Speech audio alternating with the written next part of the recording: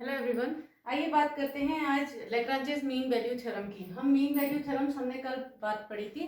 हमने कहा था मीन वैल्यू थ्योरम में हम दो थ्योरम्स के बारे में बात करेंगे। एक होगी हमारी रॉल्स थ्योरम, दूसरी होगी हमारी लैग्रांजेस मीन वैल्यू थ्योरम। एक बारी रिवीजन करते हैं।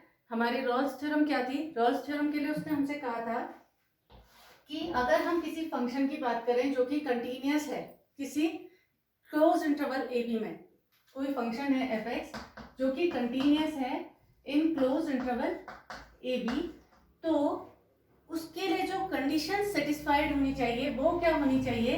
एक तो ये हमने ले लिया ए पॉइंट, ये ले लिया हमने बी पॉइंट, ये कोऑर्डिनेट्स हो गए ए एफ ए और ये हो गए ए एफ बी वाले।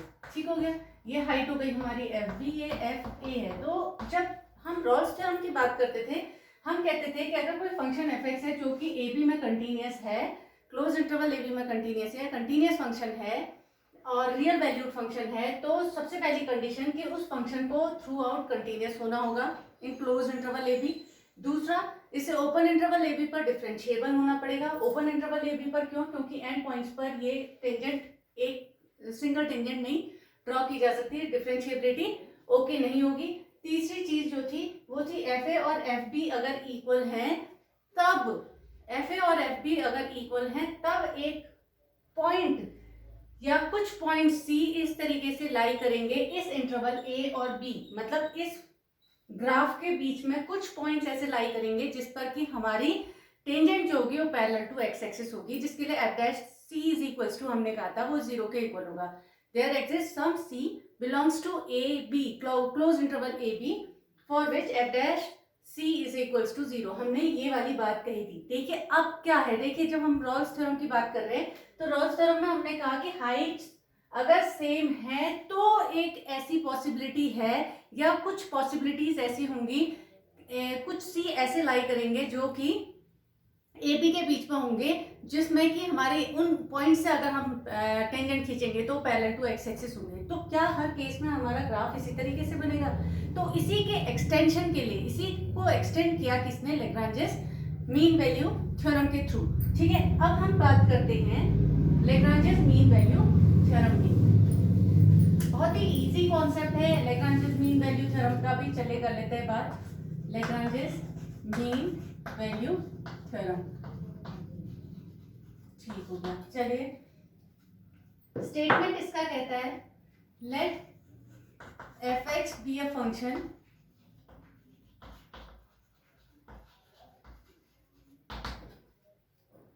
Defined on A B, defined on closed interval A B such that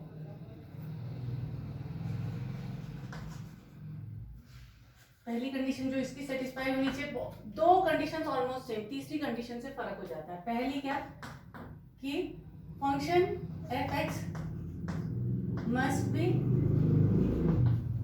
continuous in close interval A B.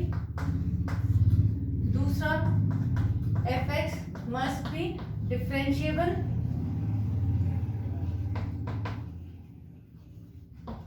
In open interval A B. ठीक हो गया। एंड क्या था तीसरा कंडीशन? वहां थी F A is equals to F B. यहाँ height same नहीं कह रहे हैं, तो कह रहा है F dash C is equals to F B minus F A, या एफ डैश एक्स कह दीजिए, F dash B over F B minus F A over B minus A के। देन ये तो कह रहा है it is differentiable on AB, then there exists a real number C belongs to AB, then there exists a real number। अच्छा, third condition से पहले ये बात कर रहा है कि अगर डिफरेंशिएबल है इन AB, देन थर्ड कंडीशन ये सपोज कर लेते हैं, हम ये कर लेते हैं, ये where C belongs to AB। ठीक है, नहीं समझे? ठीक हो गए। इसने कहा कि लैग्रांजेस मीन वैल्यू थ्योरम में बात ये हो गई। अब हाइट सेम हो ये जरूरी नहीं है, इसके लिए हमारे पास क्या बात आ जाएगी? ये कह रहा है कि अगर एफ एक्स हमारे पास कोई फंक्शन है जिसे हम ए बी पर डिफाइन करते हैं, क्लोज इंटरवल ए बी पर जो डिफाइन किया जा सकता है, जिसमें कि fx जो है वो कंटिन्यूस होना चाहिए ए बी में। सेकेंड कंडीशन भी ऑलमोस्ट सेम है, बिल्कुल सेम है, डिफरेंशिएबल इन ए बी। तो there exist some c belongs to A B for which F S c is equals to F B minus F A over B minus A के होना चाहिए। तो c निकालने के लिए हमें इतना लफड़ा करना पड़ेगा, ठीक है, वो c हमें इससे मिलेगा। ठीक हो गई, ये हमारी बात हमारे बात इतनी समझ में आ गई, ठीक है। इसका ज्योमेट्रिकल इंटरप्रिटेशन हम देखते हैं। अब है इसका ज्योमेट्रिकल इंटरप्रिटेशन, ठीक है। हमें F dash c is equals to F B minus F A over B minus A का यूज करने के बाद c मिलेंगे, और वो c मल्टीपल भी हो सकते हैं, कई सारे हो सकते हैं। मीन्स एक ही c हो, एक ही एलिमेंट मिले या एक ही पॉइंट मिले, जरूरी नहीं है, कई सारे पॉइंट्स मिल सकते हैं जिस पर कि हमारी जो लाइन होगी वो पैरेलल टू द सीकेंट होगी, यहाँ पर पैरेलल टू द सीकेंट होगी। अब सीकेंट कैसे भैया, इसका यही तो हमने ज्योमेट्रिकल इंटरप्रिटेशन देखना है इसमें। तो इसका इंटरप्रिटेशन देखने के लिए आइए बात करते हैं। ये हमारे पास अब फिगर बना रही हूँ, तो मैंने कहा आप फिगर मैं हाइट सेम नहीं दिखाऊंगी ना, ऐसा नहीं दिखाऊंगी मैं आपके, मैं क्या करूंगी, थोड़ा सा ग्राफ अपना ऐसा बना देते हैं, ठीक हो गया। यहाँ पर हमने पॉइंट ले लिया ए, यहाँ पर हमने पॉइंट ले लिया बी, कोई परेशानी नहीं। यहाँ पर हाइट हो गई हमारी एफ ए, कोऑर्डिनेट्स हो गए ए एफ ए। यहाँ पर हाइट हो गई हमारी एफ बी और कोऑर्डिनेट्स हो गए बी एफ बी, ठीक हो गया। ये हमारी हाइट है एफ बी और ये हाइट है हमारी एफ ए के इक्वल। इतनी बात तो हमें समझ में आ गई, ठीक है। अब हमें क्या बात करनी है, अब हमारी ये देख रहे हैं आप, ये सीकेंट बन रही है, ये सीकेंट बनी ना। इस सीकेंट का हम ये मानते हैं कि पैरेलल लाइन से ये जो एंगल बन रहा है ये फाई एंगल है, ठीक हो गया। ये फाई एंगल है, तो अब मुझे इसके पैरेलल ड्रॉ करना होगा। लो जी, हमने पैरेलल ड्रॉ कर दिया। अब ये पैरेलल कुछ इस तरीके से होना चाहिए था जिससे कि हमें यहाँ पर एक टेंजेंट मिल जाती, टेंजेंट मिल जाती। ऐसे बनाते हैं, ऐसे बनाते हैं, ठीक हो गया। ये हमारे पास आया। अब ऐसे आना चाहिए, ये हमारा हो गया कितने, ये फाई है तो ये भी हमारा फाई के इक्वल, ये फाई है तो ये भी हमारा फाई के इक्वल, ठीक है। ये बात हमारी क्लियर हो गई। अब हमें पता है कि अगर मैं tan फाई का यूज करूंगी तो tan phi is equals to कितने के होगा, मैं इसे नेमिंग कर देती हूँ ए बी सी। तो हमारा कितने के इक्वल हो जाएगा, B C over A B के, B C over A B के। और बी सी है हमारे पास कितने के इक्वल, यहाँ से यहाँ तक की हाइट है एफ बी और यहाँ से यहाँ तक की हाइट है एफ ए, तो ये हाइट हो जाएगी F B minus F A.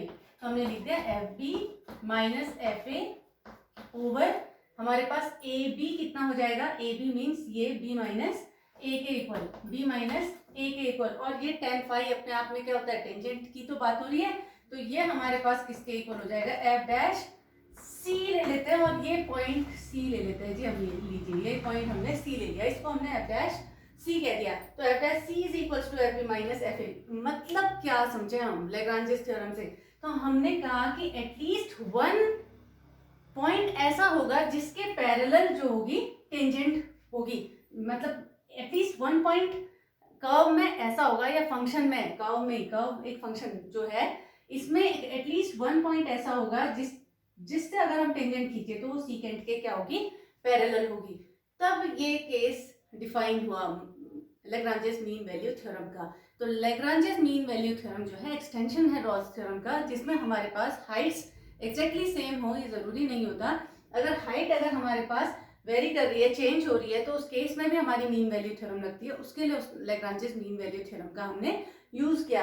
तो उस केस में मतलब चेक तो सबसे पहले तो आपने check F A equals to F B को ही करना पड़ता है। अगर आपका रॉल्स थ्योरम अप्लाई हो रहा है तो आप रॉल्स थ्योरम में अप्लाई करोगे, लेकिन इन केस अगर आपके हाइट सेम नहीं आ रही है, मीन्स एफ ए और एफ बी इक्वल नहीं आ रहे हैं, तो आपको अगला स्टेप लेना पड़ेगा, वो होगा हमारे लैग्रांजेस मीन वैल्यू थ्योरम का। उस केस में हमें जो वो पॉइंट मिलेगा जो कि जिससे खींचा गया टेंजेंट जो है वो पैरेलल होना चाहिए। पैरेलल किसके होगा, आपके सीकेंट के पैरेलल होगा, ठीक है। तो इस तरीके से हमने इसका ज्योमेट्रिकल इंटरप्रिटेशन भी देख लिया। चलिए बात करते हैं अब कुछ क्वेश्चंस की इससे रिलेटेड। तो बात कर रहे हैं हम,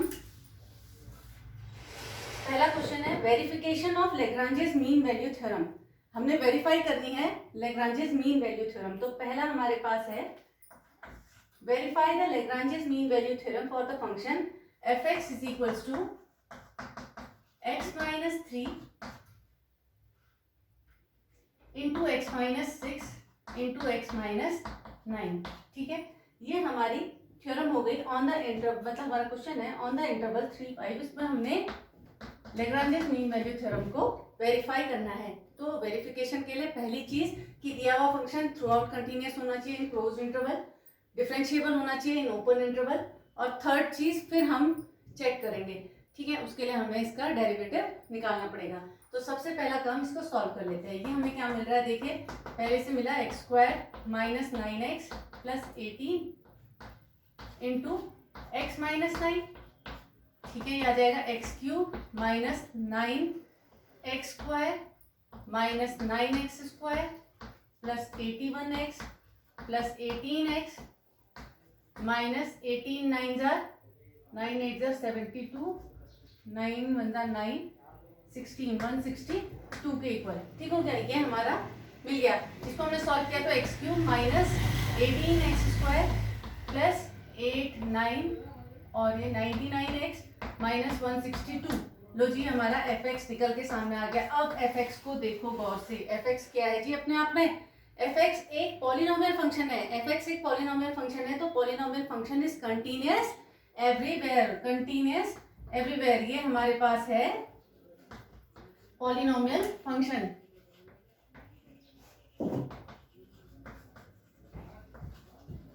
तो ये होगा कंटीन्यूअस एवरीवेयर एक चीज, और डिफरेंशिएबल भी एवरीवेयर।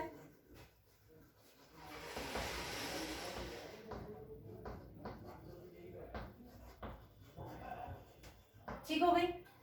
अब ये दो कंडीशंस अगर हमारी सेटिस्फाई होगी तो तीसरी कंडीशन सेटिस्फाई होनी चाहिए। उसके लिए हम क्या करेंगे, हम FB और FA निकाल लेते हैं। FB और FA निकाल लेते हैं। FB मतलब F5 निकाल के चेक करते हैं। F5 हमारे कितने के इक्वल है, हम इसमें रख देते हैं direct. 5 minus 3 2, 5 minus 6 minus 1, 5 minus 1 minus 4 के इक्वल। तो ये हमारे पास कितने के इक्वल आ गया, 2 4 8। ऐसे ही हम F3 को चेक करते हैं। तो F3 हमारे पास कितने के इक्वल होगा, 3 माइनस 3 0, 3 माइनस 6 8, एक 0 आ गया। तो बाकी चीजें चेक करने की जरूरत ही नहीं है, हमारा आ गया 0 के इक्वल। क्या FB और FA मींस F5 और F3 हाइट सेम है? हाइट सेम नहीं है हमारी, तो इसका मतलब है इसमें लैग्रांजेस मीन वैल्यू थ्योरम लग रही है।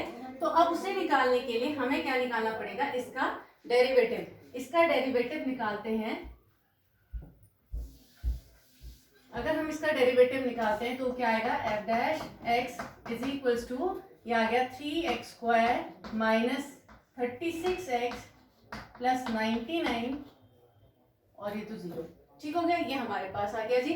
अब f' हमारे पास इतना, हमने कहा कि एक कुछ c इस तरीके से होंगे उस क्लोज इंटरवल a b में, जिसके लिए f' is equals to fb minus fa होगा b माइनस a के इक्वल होगा।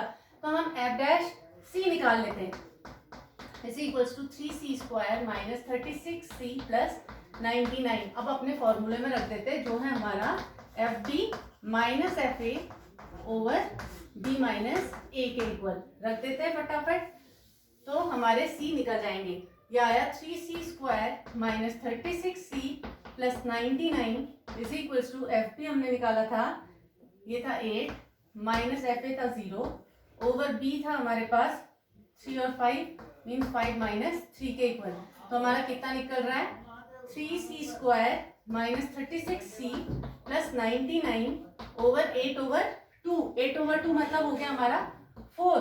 लो जी, 4 भी आ गया। अब इसको हमें फर्दर सॉल्व करना पड़ेगा। ये आ गया 3c² माइनस 36c प्लस 9 में से 4 क्या 5, 95 इज इक्वल्स टू 0। अब इसमें से कुछ कॉमन नहीं लिया जा सकता है, आपकी क्वाड्रेटिक बनी हुई है, आप इसे श्रीधराचार्य से या क्वाड्रेटिक फॉर्मूले के यूज से निकाल सकते हैं। तो c is equals to 36 plus minus under root of minus 36 का square minus 4ac 4 into 3 into 95 over 2a मतलब 2 इंटू 3। तो ये हमें मिला 36 plus minus under root of 36 का स्क्वायर 1 2 कुछ होता है ना, 3 6 6 36, 6 3 18, 19 20 21, 3 6 18, 3 3 9 10, या 1296, यही होता है, ठीक है। 1296 माइनस 4 3 12,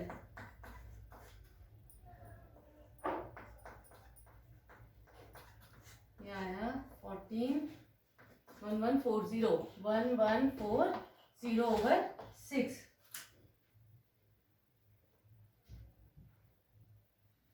ठीक हो गया। इसको सॉल्व करेंगे तो क्या मिला, देखिए 36 plus minus under root of, ये क्या बचा जी हमारे पास 6, 9 में से 4 गया 5, 2 में से 1 गया 1, 156 ओवर 6 के इक्वल। जो चीज कॉमन है कॉमन लेकर बाहर निकाल के काट कूट दीजिए, हमें मिलता है, देखिए C इज इक्वल्स टू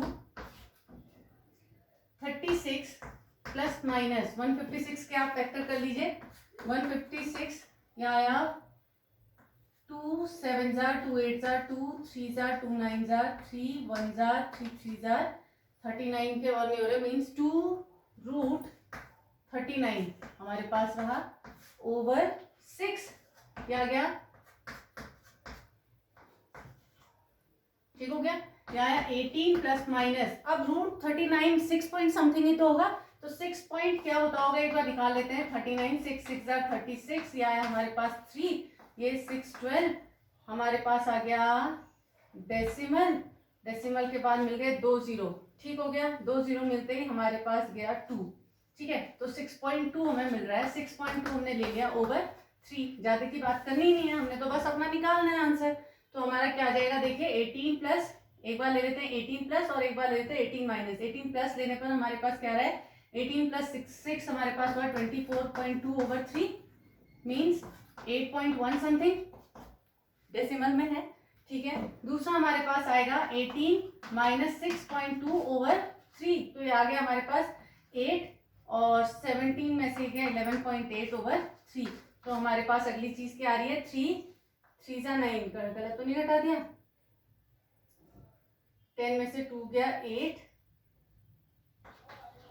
और ठीक है 11 6 17 और 1 18, ठीक तो है। 3 3 जा 9, 10 11 28, 3 9 जा 27, 3.9 समथिंग आ रहा है। तो 3.9 इज इन बिटवीन 3 एंड 5, हमारा इंटरवल क्या है 3 और 5, देख लेना कहीं पर अगर गड़बड़ भी होगी तो। 3.9 जो आ रहा है हमारे पास इन दोनों में से, 8.1 और 3.9 में से हमारे पास 3.9 वो एलिमेंट है जो कि इसके बीच में आ रहा है। देख लेते हैं आंसर क्या है, आंसर आ रहा है 8.8 और 4.8, ऐसा कैसे, 36 प्लस माइनस 2 156 ही तो है, 1140 का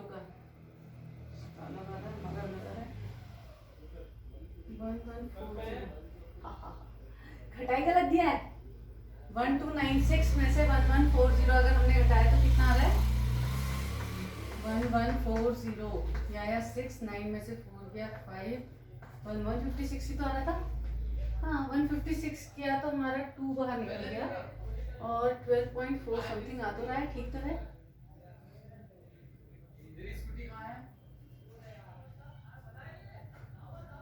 एटीन प्लस माइनस 6.2, 18 प्लस 6 आ गया हमारे पास 8 14 24.2/3, तो यहाँ हमारा हाँ मतलब नियर अबाउट यही आएगा। आप स्क्वायर रूट निकाल के देख लीजिएगा, ठीक है। ये इस तरीके से करना है,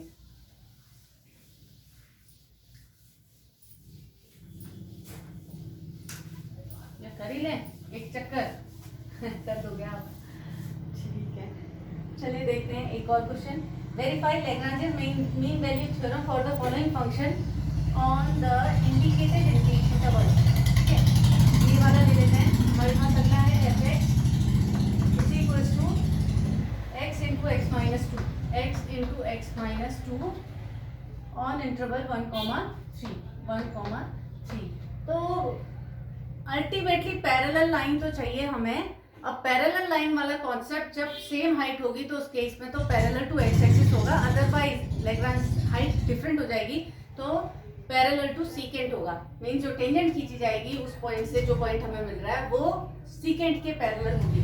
ठीक है, तो इसके लिए हम क्या अप्लाई करेंगे, पहले तो हमने देखा है पॉलिनोमियल फंक्शन है, कंटीन्यूअस एवरीवेयर और डिफरेंशिएबल एवरीवेयर। तो दूसरा काम हमने एफ डैश एक्स निकाला, एफ डैश एक्स निकाला तो हमारे पास कितने के इक्वल आ गया, 2x माइनस 2 के equal. F dash C is equals to कितने के, 2c माइनस 2 के इक्वल। इसको रख दिया हमने f3 minus f1 over 3 minus 1 के equal. 2c minus 2 is equals to आ गया, f3 है हमारे पास कितने के इक्वल आएगा, 3 अगर रखेंगे तो 3 के इक्वल, माइनस 1 रखेंगे तो 1 इंटू 1 माइनस 2 मतलब माइनस 1 के इक्वल, माइनस 1 के इक्वल। ठीक हो गया, ओवर 2 क्या आया, 2c minus 2 is equals to 3 plus 1 4, 4 over 2 means आ गया 2 के, या 2c इज इक्वल्स टू 4 और c इज इक्वल्स टू आ गया 2 के। c is equals to 2 lies in between 1 and 3। मतलब कहने का कुल मिला के जोड़ घटा के कहने का मतलब क्या है कि आपके पास अगर फंक्शन दिया है आपने निकालना सेम है, प्रोसेस वहीं तक है। अब F B equals to F A नहीं आएगा तो क्या कोई ऐसा पॉइंट मिलेगा ही नहीं जिस पर हमारा ये कॉन्सेप्ट क्लियर हो जाए, मीन्स कि कोई पैरेलल लाइन ऐसी मिल जाए जो कि किसी और चीज के तो पैरेलल हो, मतलब निकले तो सही, कोई ऐसा पॉइंट तो एग्जिस्ट करता हो उसमें। तो वो पता लगाने के लिए हमने लैग्रांजेस मीन वैल्यू थ्योरम का यूज किया। तो जरूरी नहीं है कि आपकी जो हाइट्स हो वो सेम हो, तो इसमें हमने रॉस थ्योरम का जो एक्सटेंशन है वो पढ़ा अपने लैग्रांजेस मीन वैल्यू थ्योरम में। ठीक है, तो ये था हमारा मीन वैल्यू थ्योरम का कॉन्सेप्ट। इसमें हमने रॉल्स थ्योरम भी देखी, लैग्रांजेस मीन वैल्यू थ्योरम भी देखी। अब जो अगला टॉपिक होगा वो टेंजेंट एंड नॉर्मल।